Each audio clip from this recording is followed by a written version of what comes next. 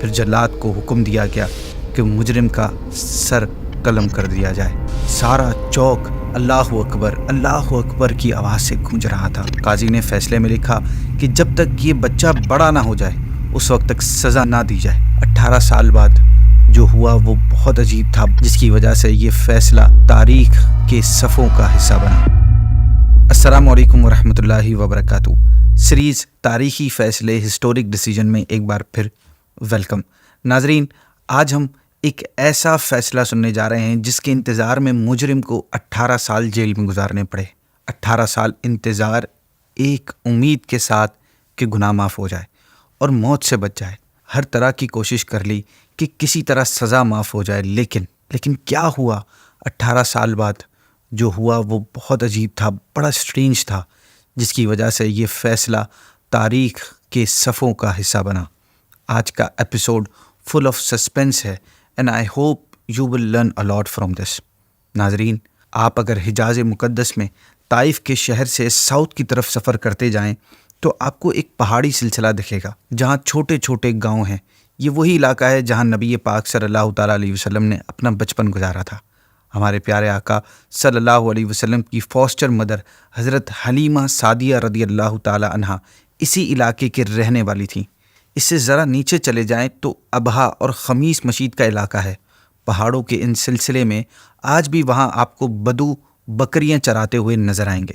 گزرے سالوں میں اسی علاقے میں ابو مسعود نامی ایک چرواہا تھا جو روزانہ صبح بکریوں کے ریوڑ کو چرانے کے لیے نکلتا تھا۔ ایک دن کچھ اس طرح ہوا کہ وہ شام ڈھلتے ہی اس کی بکریاں تو واپس آ گئیں مگر ابو مسعود واپس نہیں آیا۔ رات کے اندھیرے میں اس کا بیٹا اور دوسرے اس کے رشتہ دار ریلیٹیوز اس کی تلاش میں نکلے مگر کوئی کامیابی نہ ملی۔ اگلے دن ارلی مارننگ پھر گاؤں سے نوجوانوں کا ایک گروپ اس کو تلاش کرتا ہوا پہاڑ کے دامن میں، پہاڑ کے پیچھے کی طرف ایک چشمے کے پاس پہنچا تو دیکھا وہاں اس کی لاش پڑی تھی اور اس کی باڈی پر بندوق کی گولی کا نشان تھا، یعنی اس کو کسی نے گولی مار دی تھی۔ پولیس کو اطلاع دی گئی۔ واقعات، حالات اور شواہد واضح طور پر یہ کہہ رہے تھے کہ اس کا کسی دوسرے چرواہے کے ساتھ جھگڑا ہوا ہے۔ نارملی چرواہوں کے درمیان جھگڑے کا ڈیلی روٹین کا حصہ تھا، یہ بڑا کامن تھا کہ چرواہے آپس میں لڑ لیا کرتے تھے اور اپنی بکریاں کو کون پانی پلائے گا، اس طرح کے مسئلوں پر ان کی لڑائیاں ہوتی رہتی تھی۔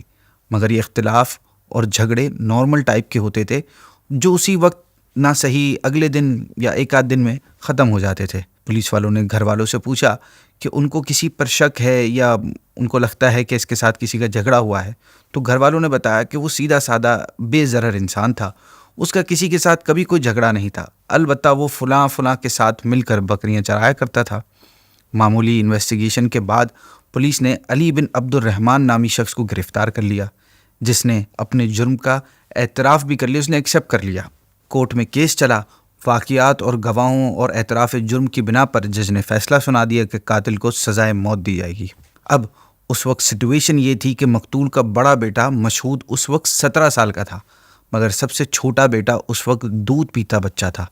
قاضی نے فیصلے میں لکھا کہ جب تک یہ بچہ بڑا نہ ہو جائے اس وقت تک سزا نہ دی جائے۔ چنانچہ قاتل کو جیل میں ڈال دیا گیا۔ اس وقت اس کی عمر 42 ایئرز تھی۔ اس کو جیل میں 18 سال تک اپنی سزائے موت کا انتظار کرنا پڑا، کیونکہ جب تک سب سے چھوٹا بیٹا 18 سال کا نہیں ہو جاتا اس وقت تک فیصلے پر عمل کرنا پاسبل نہیں تھا۔ اس کو بڑے ہو کر اپنے دوسرے بھائیوں کے ساتھ یہ فیصلہ کرنا تھا کہ آیا قاتل کو معاف کر دیا جائے یا اس سے اپنے باپ کے خون کا بدلہ لیا جائے۔ علی عبد الرحمن نے 18 سال کا یہ لمبا ٹائم پیریڈ اس کشمکش میں گزارا کہ آیا اس کو مقتول کے جو مرنے والا ہے اس کے گھر والے معاف کریں گے یا اسے قتل کی سزا ملے گی۔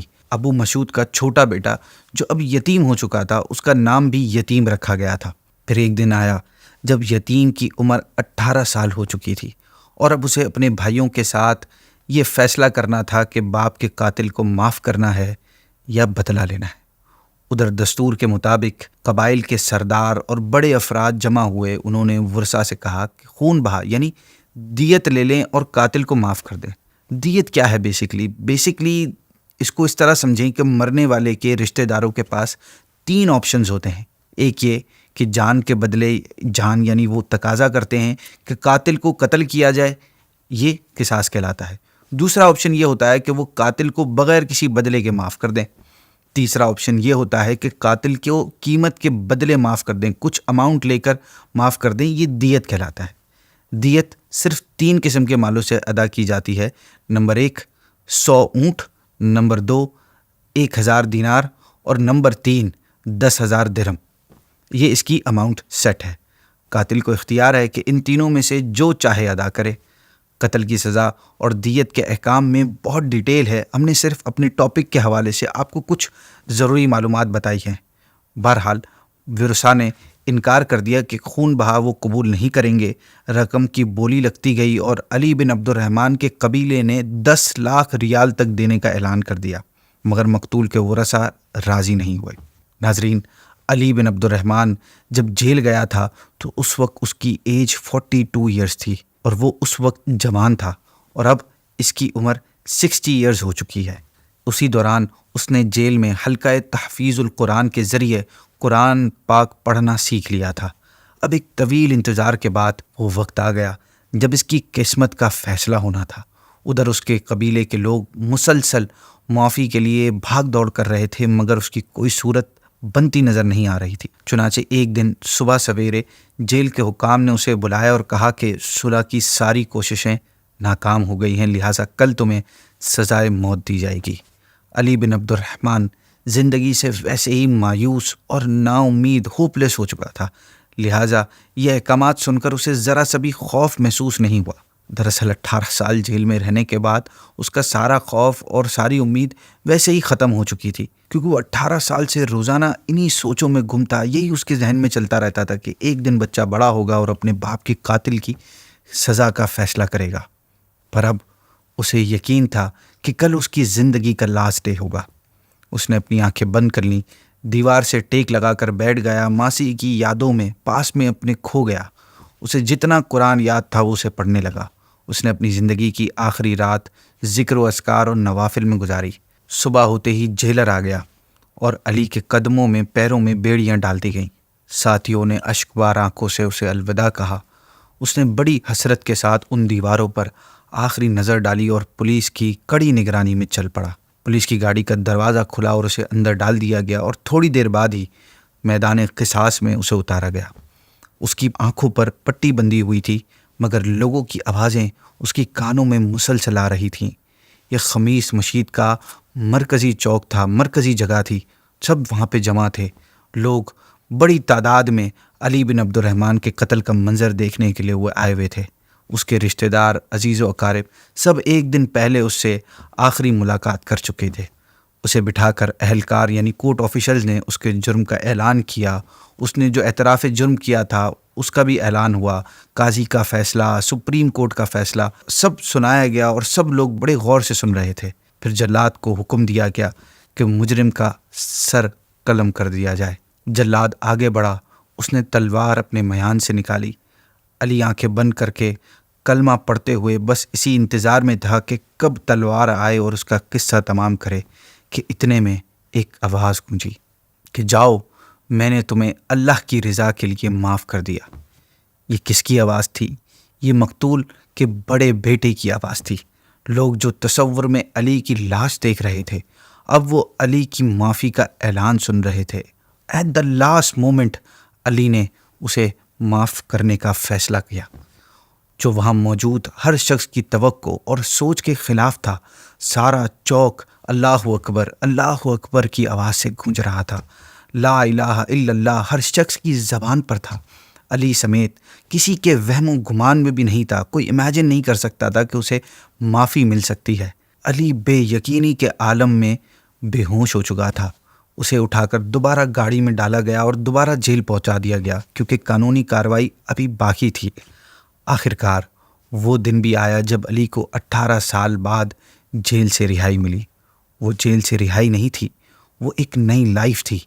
اور علی سب سے پہلے کیا کرتا ہے؟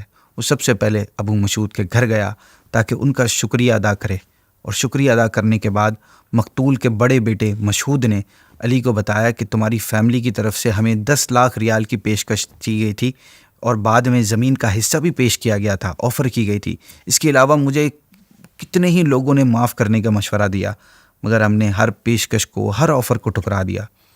ایک دن ہم سارے گھر والے اکٹھے ہوئے۔ میرے تمام فیملی ممبر نے مجھے تحریری طور پر لکھ کر دیا کہ جو بھی فیصلہ کروں گا میں انہیں منظور ہے۔ میرے پاس جو بھی سفارش لے کر آتا میرے غصے میں مزید اضافہ ہو جاتا۔ میری آنکھوں کے سامنے میری والد صاحب کی شکل آ جاتی، مجھے بدلہ لینے پر ابھارتی، لہٰذا میں نے ہر سفارش اور مشورہ ٹھکرا دیا۔ میرا ایک ہی آنسر ہوتا کہ ہمیں رقم نہیں چاہیے، ہم بدلہ چاہتے ہیں، صرف بدلہ۔ اور یوں میں نے سب کو انکار کر دیا۔ ایک دن پھر ہم سارے گھر والے اکٹھے ہوئے۔